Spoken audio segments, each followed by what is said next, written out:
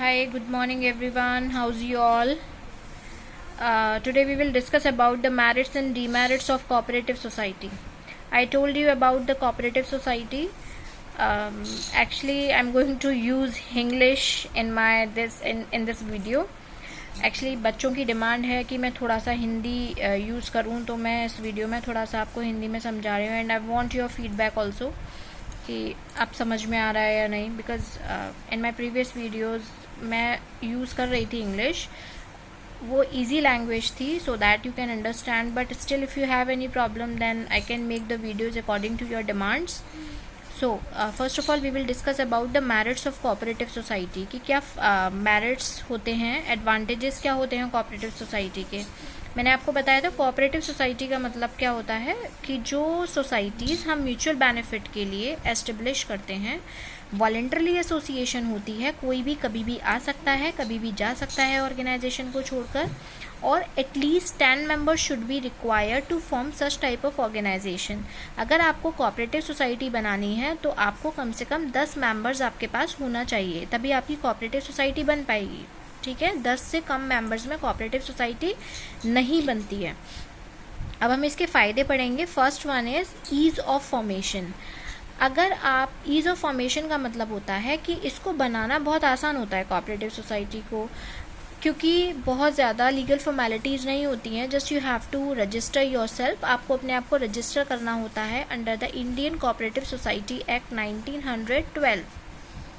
Right, you will have to get registered under the Indian Cooperative Society 1912. I told you in the previous video also. I'm writing over here Indian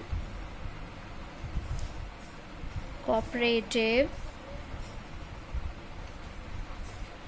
Society 1912. आपको सिर्फ अपने आप को इस act में register कराना होता है और आपकी कोऑपरेटिव सोसाइटी बनकर तैयार हो जाती है. ठीक है. Second one is equal voting rights. Cooperative society में भी आपके पास वोटिंग राइट होते हैं, यानी कि उसके जितने भी मेंबर्स होते हैं सबको क्या होते हैं, इक्वल वोटिंग राइट होते हैं. 1 मैन 1 वोट वाला सिस्टम होता है यहाँ पर. क्योंकि अब देखो बहुत सारे लोग होते हैं ऑर्गेनाइजेशन में, अब सभी मालिक हो गए उसके, तो फिर अब क्या होगा, जब सारे ही लोग मालिक हैं तो सब लोग डिसीजन लेंगे. और आपको पता है कि सब लोग अगर कोई भी डिसीजन लेते हैं तो ऑल द पीपल, जितने भी लोग होते हैं, they have different mentality, right, they have different opinions, they belong to different backgrounds. वो अलग अलग बैकग्राउंड से आते हैं, उनके पास डिफरेंट मेंटालिटी होती है, तो कभी भी एक हम डिसीजन तक नहीं पहुंच सकते हैं. तो हम क्या करते हैं, अपनी जो कोऑपरेटिव सोसाइटी होती है इसमें हम लोग बोर्ड ऑफ डायरेक्टर्स बना देते हैं. अब बोर्ड ऑफ डायरेक्टर्स कैसे बनते हैं, ये जितने भी लोग होते हैं, 1 मैन 1 वोट, जितने भी मेंबर्स होते हैं सोसाइटी के, वो कुछ लोगों को सिलेक्ट करते हैं और उसको जिस तरीके से हमारा जो इंडियन सिस्टम है उसमें क्या होता है कि हमारा डेमोक्रेटिक सेटअप है ना, यहाँ पर हम अपना रिप्रेजेंटेटिव खुद चूज़ करते हैं. ऐसे ही यहाँ पर हम अपने बोर्ड ऑफ डायरेक्टर्स खुद चूज़ करते हैं. तो यहाँ पर सबको इक्वल वोटिंग राइट होता है. Right. Next one is economy in operation. Economy in operation का मतलब यहाँ पर चीज़ें बहुत सस्ती मिलती हैं. आपको कोऑपरेटिव सोसाइटी बनाई इसलिए जाती है कि भाई हमें चीज़ें सस्ती मिलें. अब मैंने आपको बताया था ना कि डिस्ट्रीब्यूशन चैनल होता है, उसमें सबसे पहले producer, after then manufacturer, then wholesaler, then agent sometimes, then retailer, then final customer. मान लीजिए आपका जो प्रोड्यूसर है वो कोई भी चीज़ 20 रुपये में खरीदता है, रॉ मटेरियल खरीदता है, या उसको रॉ बनाता है, पूरा बन गया, या रॉ मटेरियल, मान लीजिए रॉ मटेरियल उसने 20 रुपये का खरीदा और मैन्युफैक्चरर को उसने रॉ मटेरियल बेचा कितने का, 22 का. ऑब्वियसली वो अपना एक प्रॉफिट मार्जिन लेकर चलेगा. तो उसने 22 का जब बेचा, तो अब ये बनाएगा, उसको मैन्युफैक्चर करेगा, तो he have to incur so many expenditures like manufacturing expenses, operating expenses, number of expenses will be there. तो 22 रुपये की चीज़ है, तो अब जब होलसेलर उसको खरीदेगा तो कम से कम वो 25 का बेचेगा ही बेचेगा उसको. अब 25 का होलसेलर को बेचेगा तो एजेंट के पास कितने का जाएगा, 27 का मान लीजिए.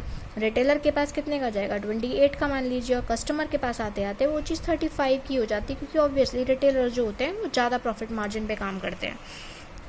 तो जो चीज़ हम 20 रुपये की नहीं मान रहे हैं, क्योंकि यहाँ पर सिर्फ रॉ मटेरियल था, लेकिन यहाँ पर हमारे पास क्या था, यहाँ पर हमारे पास वो चीज़ बनकर तैयार हो गई थी 22 रुपये में.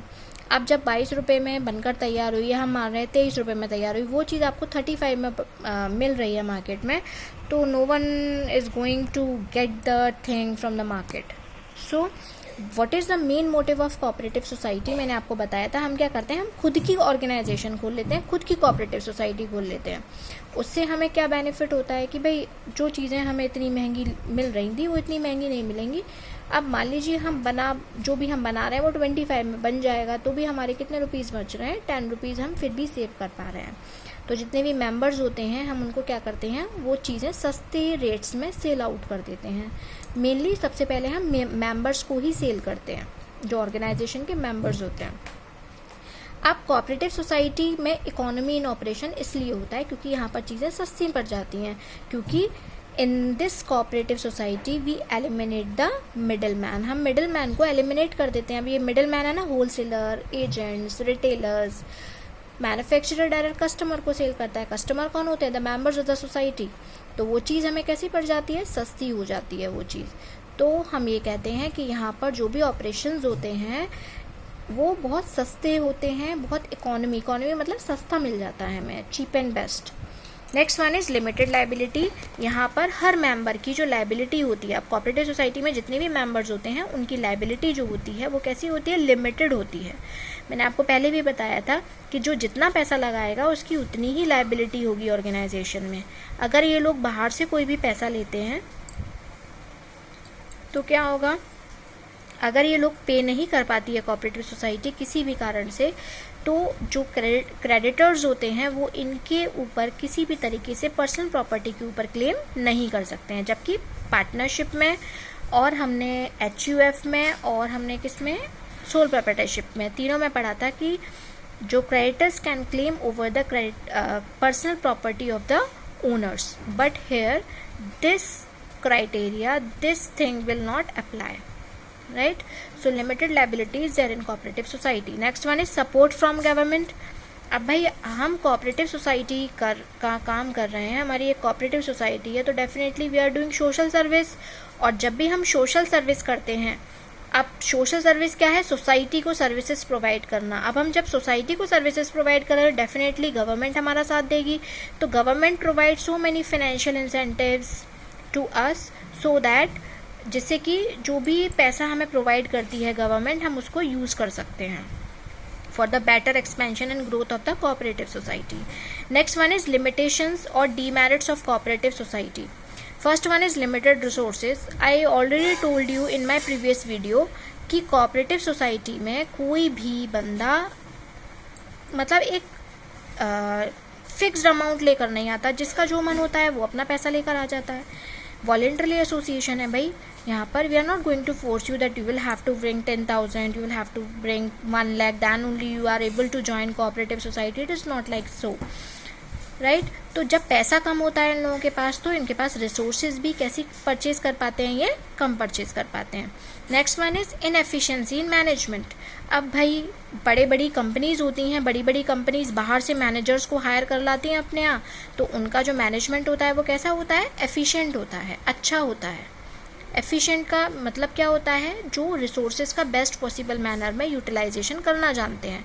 लेकिन यहाँ पर क्या होता है, क्योंकि ये लोग जानते नहीं हैं उस काम को, लेकिन उस काम को शुरू कर देते हैं for the benefit of the members of the society. तो भाई अब इनके पास इतना पैसा तो है नहीं कि बाहर से मैनेजर्स लाएंगे अपनी कोऑपरेटिव सोसाइटी को रन करने के लिए। That's why here the management is inefficient. Next one is lack of secrecy. अब बिकॉज मैंने बताया जहाँ पर इतने सारे लोग होते हैं वहाँ पर सीक्रेसी तो भैया हो ही नहीं सकती है किसी भी हाल में। सीक्रेसी मतलब अगर एक बंदा होगा, 2 बंदे होंगे, तो भी हम ये सोचेंगे कि भाई सीक्रेट रह सकती हैं बातें, but here we can't expect for the secrecy because number of people are there, है ना, मेंबर्स बहुत ज़्यादा होते हैं, and we can't expect for the secrecy. They can leak out the information for the sake of small amount of benefit, I should say, right? Next one is conflict. भाई बहुत सारे लोग होते हैं, डिफरेंट बैकग्राउंड से related होते हैं, तो लड़ाई झगड़े होने की संभावनाएं बहुत होती हैं। I told you, है ना, obviously they have different mentality, different background, different opinions, and definitely they cannot go on a particular decision, and in that situation the conflict will arise. Next one is government control. I told you that the government provides support to these type of cooperative association, cooperative organization, but government put strict control on these type of cooperative society. जब government पैसा provide कर रही है तो भाई वो देखेगी कि काम ये लोग सही से कर रहे हैं या नहीं कर रहे हैं. मीन्स अननेसेसरी इंटरफेरेंस भी कभी कभी गवर्नमेंट का इन कोऑपरेटिव सोसाइटी में हो जाता है, right. So these are the limitations of cooperative society. आज मैंने हिंदी में पढ़ाया है आप लोगों को as per the demand of the students. तो अगर आपको ये समझ में आ रहा है तो I can further proceed like this. But what ever the videos I uploaded previously, I think they are very the English is very familiar to you and it should be in English because you all have to give the answers in English only, right. तो आप मुझे बताइएगा with no fear, okay.